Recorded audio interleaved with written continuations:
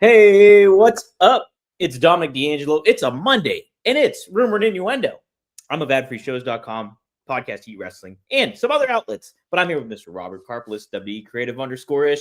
Robert, welcome back. My tech situation is a little better, but I'm a mess this weekend. Why should this week be different from all other weeks? Dom dressed in his finest Killer Bees sweatshirt. You're a regular bee, Brian. Don't do that. It's so creepy. I realize you shave. This is a weird day. Love it. Creeped out. But saying hi to some of the folks joining us here live in the chat. Johnny Disco says happy Monday, R&I. Jeff Henninger says hello on I made it just in time for the countdown. What a countdown it is. It's a hell of a song. Absolutely love it. Michael Partham says, I heard the term ruthless depression era for the current state of wrestling. Oh, come on. Did you come up with that? Trey Owens even says, hello, R&I. Kyle Fletcher versus Ace Austin from Saturday was fun. See, there's fun. There's a lot of just, I don't know what's going on with some of the wrestling that's going on right now. With some of what we're seeing in the wrestling landscape, a lot of stories circulating out there that are not really the most positive. Right. Are you referring to the two women that did kind of not no-showed, but walked out? Well, there was that. There's so much. So none of it's on the rundown. This is why I love you, Dom. Greatest in the world. All of the Ridge Holland conversations around what's going on. Then Jinder Mahal coming out and talking about sort of financial management and what they're actually trained to do. Then obviously what happened over at AEW during their taping. Right. And we can talk about that for a moment if you want, Dom. Yeah, let's do it. It wasn't on the run sheet. I don't know what the rules are. No. Hey, this is your show too, Robert. This is actually your show, not my show. So I just facilitate. So go ahead. Yeah, so Wrestling Oldhead says Miranda and Nixon Newell were not so excited to be there. That's a shame, right? So there's a couple of things. Here's the thing.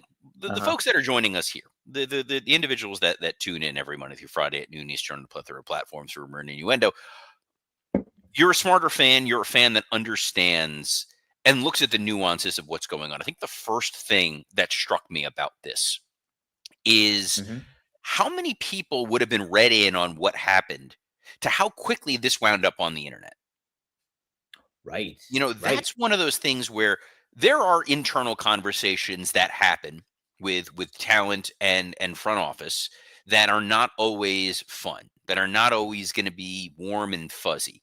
And the hope is that those are going to stay within the confines of the house. And the fact that it was out there so quickly with so many different versions of it. There was one version that they were complaining that they were going to be losing. There was one version where they were complaining that they didn't like how much time they got. Who is it that's quickly leaking this out to the internet? A long time ago, this happened in certain instances with certain well-placed spies. And I'm not going to say who they are, Daddy. That may have been some of those spies that were floating things out there, but it's always sort of self-serving. I can understand, in general, Nixon Newell's argument that was put out there as a talent. They show up. They don't have contracts with AEW. They went out there in their first tag team match and they lost. Then they were booked to go out there against Ty Mello and Anna Jay. And they're scheduled to then lose in about 3 minutes. And if you're not under contract for AEW, you want to either do one of two things. Number one, you want to ingratiate yourself to the AEW audience such that they feel like, my God, we have to give these women contracts immediately. They can't miss. This is incredible, like the Fuego del Sol situation where it was so undeniable, like we have to sign this guy to a contract. The second is if they're not going to get a contract and they're just coming in, even if it's TV exposure, and they lose in 3 minutes, it's going to impact their ability in their own minds to get bookings elsewhere. Because you're not viewed as a premier top tier talent if you're going out there and getting beat in such short order. And they have to look at their long-term value. I don't know at what point this information was conveyed to them, that this is what was going to be going on. And it's also not out of the realm to say that sometimes our friend Tony Marie Khan has been a little short-sighted when he's booked talent, and they want to make sure that they're not being put in a really bad light. Mm-hmm. We don't know what anything is happening. Supposedly, Nixon Newell says both sides are good now. We've solved this. We saw something similar happen. Obviously, that's why Mercedes Moné has so many belts in AEW. Her and Naomi walking out of WWE when they were the women's tag team champions. Right. You know, you look at it from a couple perspectives. Is it people being marks for themselves, or is it people worrying about their own dollar, their own value, their own bottom line? And as we've seen in wrestling, like, you do have to prioritize yourself and your own value. And it's not the old days of, well, you got a minute or two on TV that increases your ask. That's really not the case. You go out there, you don't get a chance to really spotlight what you can do, and they don't feel there's value in what you're doing, especially in AEW, where they're more likely not to give people more time. It does hurt. So it's not a great situation. The Ridge Holland situation is extremely unfortunate and continues to be extremely unfortunate. It seems like there's a lot of misunderstandings from what I saw. They started a GoFundMe, and then he said he didn't know that they were doing a GoFundMe, and we're going to push it off to the side. It's a Monday. We got Raw. I thought we had a very good SmackDown on Friday. I agree. So let's move. Let's move forward. Let's press forward in a positive direction. And guys, when you're pressing forward in a positive direction, you're probably entering the room dick first. Yep. Chew isn't just a tablet, it's a cheat code for your crotch. Stronger, harder, and longer lasting, like someone gave your downstairs a pep talk and a gym membership. Blue Chew is the original brand offering chewable tablets for better sex. This isn't about performance, it's about your legacy. And we've got a special deal for our listeners. As always, get your first month of Blue Chew free. Just use our promo code RUMOR at checkout. Pay $5 shipping. That's it. Join Blue Chew's mission to upgrade humanity one thrust at a time. Head to BlueChew.com for more details and important safety information. And we thank Blue Chew for sponsoring this episode of Rumor and Innuendo. I will say, someone I know used Blue Chew, used our promo code. What? They're very happy with the results. That's as detailed as I'm comfortable getting, because I don't want to know this information from people, even if they're friends of mine. Yeah, I wouldn't want people to tell me that, even if they did use it. But Look, it's one of the things you want to be happy for them. yes, Keep it in the house. It's not an open challenge, but where there was an open challenge was this past Friday on SmackDown. yes, Ilya Dragunov had an open challenge, and it was coming from Tommaso Ciampa, but he decided to play a little mind games with the DIY duo, and took on Johnny Wrestling, aka Johnny Gargano. Fun match, Robert. I love the finish. H-bomb, probably my favorite finisher in wrestling right now. It's a cool looking finisher. It's unique. You're bought in that it works. Mm-hmm. It does kind of feel like if you're laying on your back and someone jumped on top of you and just cracked you in the face, that you're probably not getting up for 3 seconds. I also love that this is the continuation of why this US Open Challenge is so great, because you're able to move so many different storylines forward. Mm-hmm. You got a Johnny Gargano singles match on TV, and that wasn't even the end of the story. It was now you want to see Ilya Dragunov versus Tommaso Ciampa. Absolutely. They're building up that you want to see this match, on top of which it's the fulcrum to get a DIY Fraxium feud going, while at the same time reminding people that they're all supposed to be banding together and united going against the Wyatts, who are pursuing the MFTs, including Tama Tonga, who's hunting down Ilya Dragunov. Yes. This is like that. This is the Charlie the Charlie Day graphic behind you with the cork board with all the strings. Yes. I like it. I like it quite a bit. I do too, Robert. Did you? No, go ahead. You getting some weird Dom internet issues there? I'm okay for now. Yeah. You're well, good. Let's not go that far. Yeah. But what I was going to say is I also like, we talked about where they were going to go after Drew, and where the pivot was going to be, and teasing Aleister Black as the guy going after Cody was fantastic, because now you were able to get a great Aleister Black Cody main event. You were able to involve Priest. You were able to involve Drew. You kind of want to see where it's going to go from there. Drew claymoring a referee. That's kind of fun. So now you've set up, well, these guys can't deal with disqualifications. They can't deal with countouts. It's not even safe to put a referee in there. Boy, we're going to need some kind of specialty match to settle this. What could that be? Jeez. War game. Oh, sorry. No, there's no war games. Blood and guts. Parking lot brawl. Man, do I love the terribleness of the parking lot brawls, especially the one that WCW did that was down here in Fort Lauderdale. The junkyard brawl, where people got injured. The filming of it was terrible. It was an absolute disaster. Big fan. Just looking at some of the other notes of what happened on SmackDown. They're continuing to push what feels like a traditional Survivor Series match with the MFTs and Team Sami Zayn. Which I'm okay with, Robert. I think they should do that. I think the Friday before Survivor Series, that's your SmackDown main event, a traditional Survivor Series 5-on-5 match with the MFTs going up against Rey Fenix and Shinsuke Nakamura and Sami Zayn and whatever tag team they want to plug in there. Mm-hmm. I don't mind it. I'm 100% for that. It's just kind of astounding. I understand like they kind of pivoted obviously with Survivor Series to make it more War Games theme, but why not have a traditional Survivor Series match here and there? On Survivor Series, hard no. You just think because it's too many people, like it's because at that point you would have 3 because you're going to do a women's War Games. Yeah, they set up the thing with the Kabuki Warriors coming after Charlotte and Alexa, and they've also gone after Rhea, and they've gone after Io. You've got enough people there, and then you partnered Nia with Lash Legend. There's a lot of ways where you could easily get to a 5-on-5 War Games match. So, yeah, that's the thing. And that's what I don't like about both what AEW is doing and WWE is doing is why have 2? I understand you want a men's and a women's, but it just convolutes everything. If you make one, pick one, and then just highlight that one. I just think that would be more. You get more back for it. So the problem with the Survivor Series match, a traditional Survivor Series match, is they worked great at a point in time where wrestling fans were not used to seeing multiple wrestlers teaming up with each other.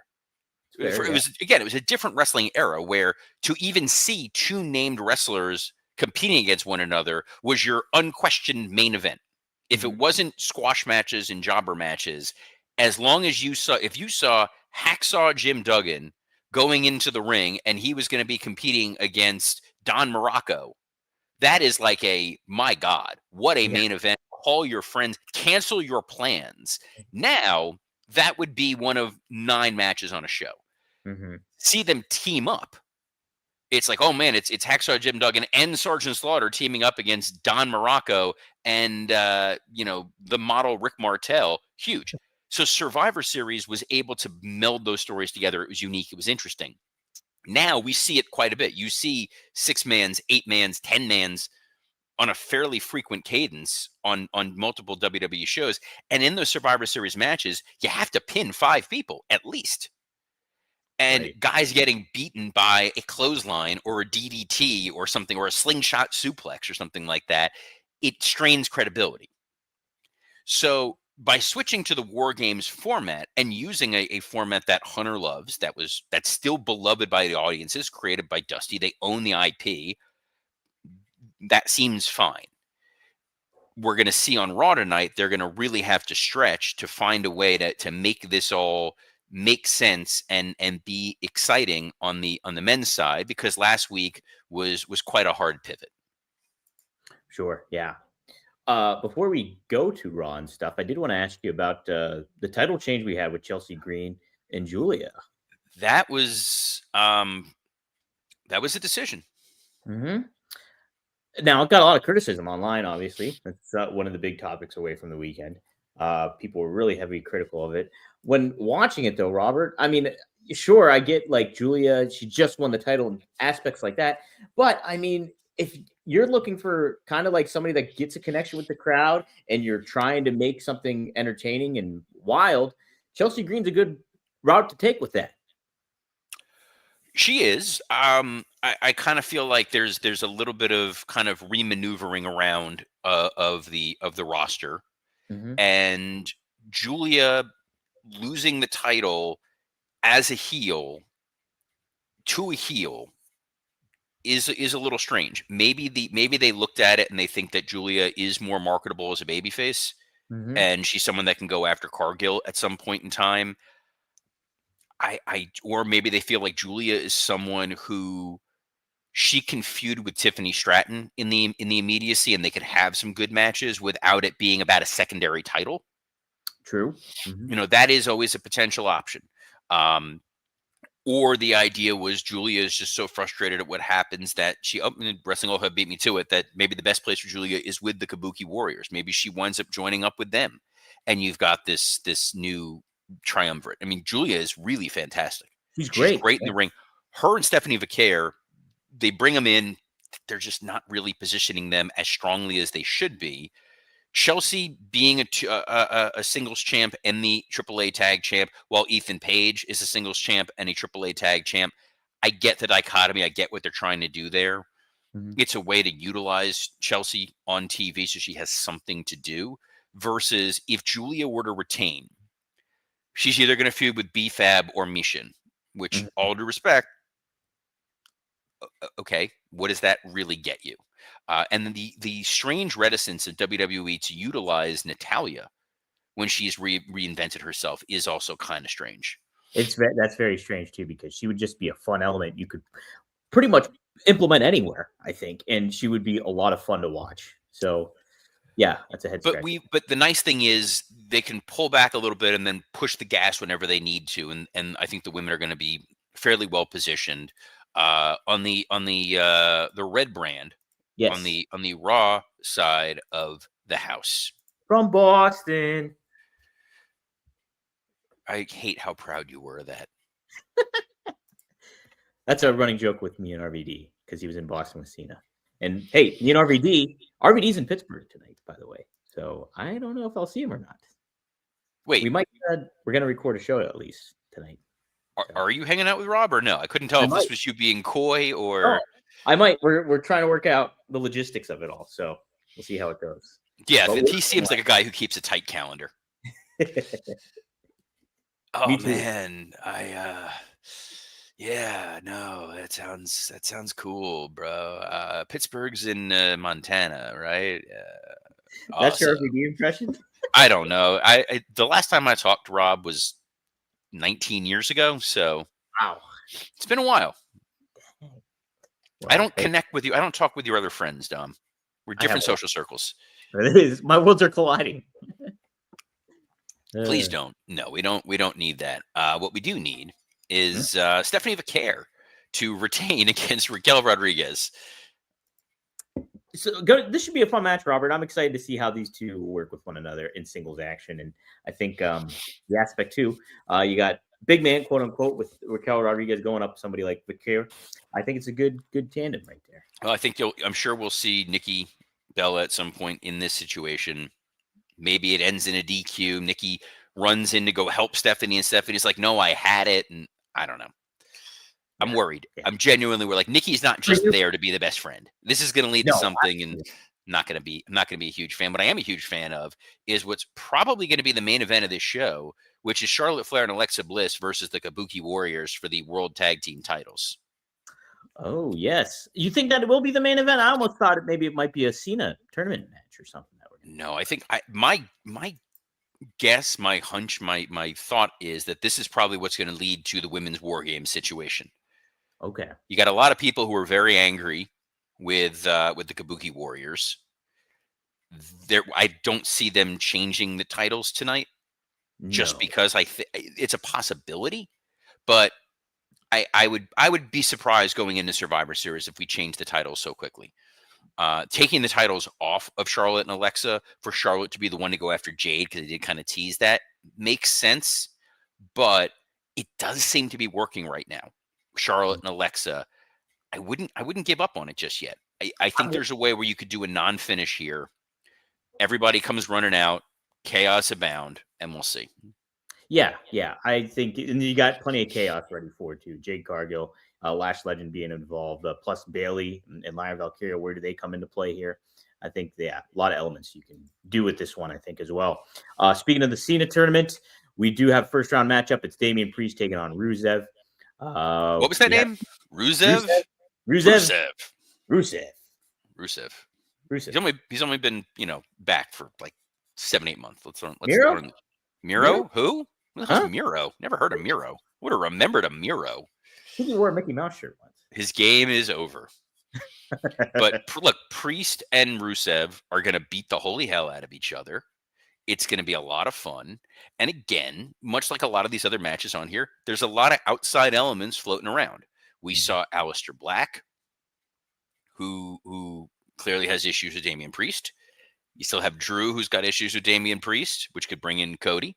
And on the Rusev side, you've got the Los Grande Americanos, who seem to be thorns in his side. So then there's always the Penta possibility. A lot of fun potential, or they just go straight up and we get a pin, and who the hell knows? You just don't know. I don't. This is kind of funny.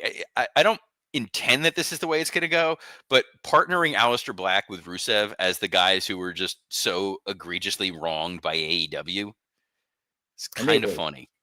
They were too, man. And even just to double back real quick, seeing Aleister Black with Cody was cool again. Like, I liked it. And it just made me just head scratch when it comes to the AEW situation. Well, it kind of just show you, like, when Aleister Black is presented in a main event spotlight, look what he can do. And the guy who's really got to be kind of kicking himself right now is Karrion Kross.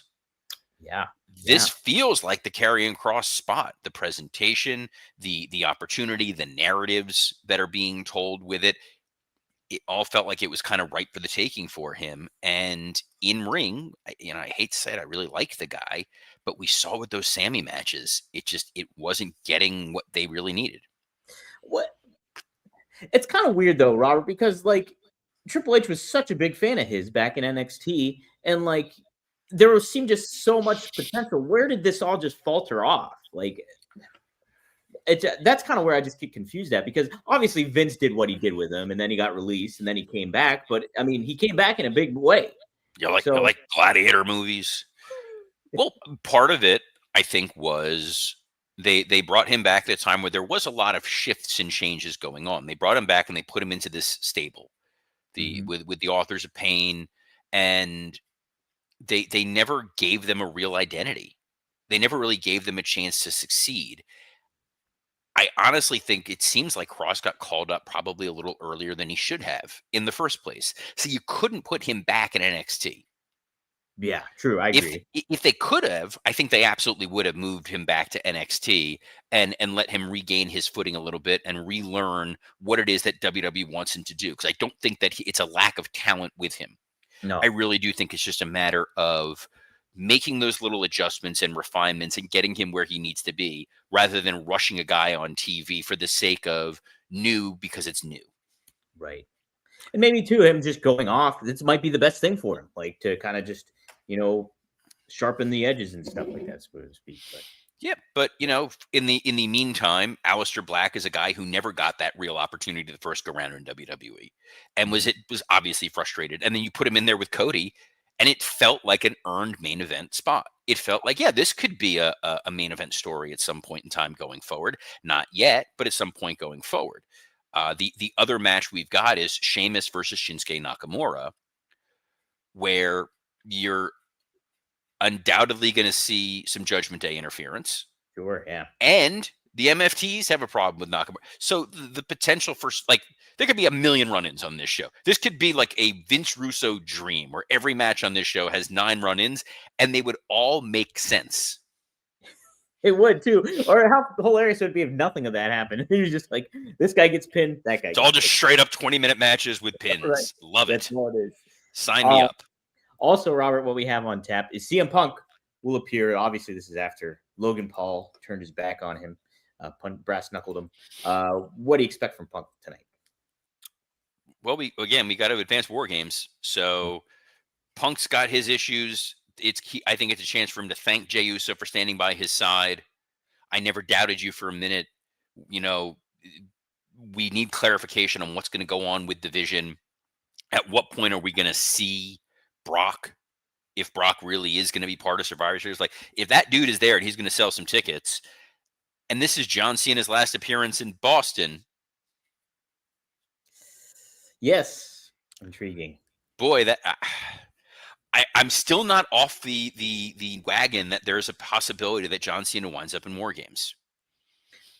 Yeah, no, I think that's still a possibility for sure, you know? I think I it corrects a lot of issues, or we're getting close to the last MSG show Mhm. with John. And Right. I was talking with someone. They go, "What do you think they're going to do for that MSG show?" I said, "I wouldn't be surprised if they give us Braun Breaker and Bronson Reed versus CM Punk and John Cena Yeah, you in a mentioned tag that match in the main event." Yeah, I think I said it here as well. Yeah. Maybe this is where you're setting it up. You Mhm. know, you want to get John in with as many people as possible to have that footage, to have those moments where, and this happens quite. There's so many of those stupid listicles, and I Yeah. hate that I know that word that exists, where it's like, "Did you know this guy wrestled this guy?" And you never really connect that, like, oh yeah, they existed in the same timeline. Right. It's so weird. Like I'm reading a book right now about Grover Cleveland Oh. and sorry, not Grover Cleveland, but James Garfield. I Oh, read a Grover Cleveland, but James Garfield, and I think Netflix just released the show about it. But in the book, they're talking about like Garfield interacting with Alexander Graham Bell, that's and you're wild. like, oh yeah, that would in theory line up. And then like oh yeah, and then here's Frederick Douglass. You're like, oh yeah, they were all at the same time. It's kind of the same theory, like thing that happens when you realize how many people John Cena has wrestled over the years and who he shared locker rooms with.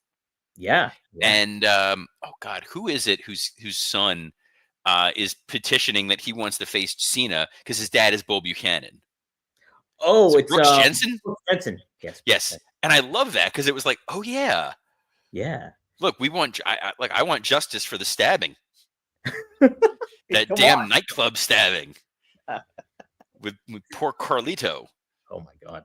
Cena's Yeah. career is ridiculous. It's so it also makes me feel ancient Doesn't just it? because being there when he won the title the first time Mhm. and feeling like I just left the WWE and then realizing it's been like 19 years since I was there. It's bonkers, man. I was talking to Jason Ayers, referee at SmackDown, and we were talking about like the old timers that are still there because Dr. Tom Pritchard was attending something at the PC, and he Mhm. was like, "Who was around when I was here?" And it was literally like Regal. That was it. I tried to think who would have been there when I would have been around with Dr. Tom, and it was like, yeah, that sounds about right. What about Matt Bloom? Was he around with you? Bloom was in Japan. He hadn't come back yet as Tensai. Oh, okay. Okay. He had left Wow, and yeah. then came back. Yeah, the Mhm. TNA, the Test and Albert TNA run had ended. Yes. Um, Wrestling Old Head says, Robert, they could use you on SmackDown. How dare Mhm. you, sir? Why? Wow. Why? No, I've Let's put that I served my time. out. He's going to JCW next anyways with Russo, so he's got his plans lined up. I'm not doing it. I can't. It's Monday. I can't do the Russo impression on a Monday. But bros, we're on a plethora of platforms. That means more than one. You can catch us every Monday through Friday at noon Eastern on a plethora of platforms, including the WWE Creative _ISH X account, the at Dominic D'Angelo X account, the at SE Scoops X account, and on YouTube on Rumor and Innuendo, ad-free shows, and podcast heat. So on behalf of the man who may or may not be seeing Rob Van Dam, Dominic D'Angelo, I'm Robert Karpolis. Best of luck in your future endeavors. See you guys tomorrow. Shh.